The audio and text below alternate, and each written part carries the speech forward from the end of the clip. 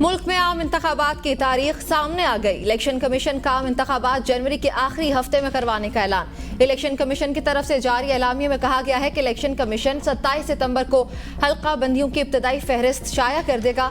हल्का बंदियों पर एतराज़ात और तजावीज़ की समाअत के बाद 30 नवंबर को हतमी फहरिस्त दी जाएगी। हतमी फहरिस्त के बाद 54 दिन का इलेक्शन प्रोग्राम होगा।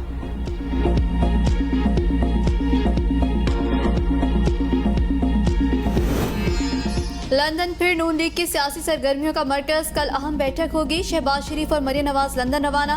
शहबाज शरीफ नवाज शरीफ के लिए अहम पैगाम लेकर गए। मुलाकात में सिर्फ नवाज शरीफ, शहबाज शरीफ और मरियम नवाज शिरकत करेंगे। नवाज शरीफ की वापसी के हतमी प्रोग्राम के अलावा इलेक्शन से मुतालिक अहम फैसले मुतवक्के। मरियम नवाज एक हफ्ते तक लंदन में क़याम करेंगी।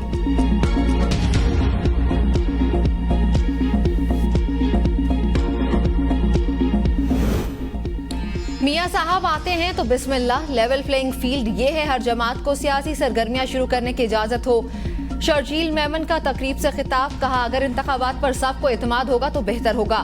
नून लीग से नजरियाती इख्तलाफ हो सकता है, इत्तेहाद का फैसला नहीं हुआ। जाते जाते जस्टिस उमरता बंदयाल ने नैब कानून के मुतालिक फैसला दिया।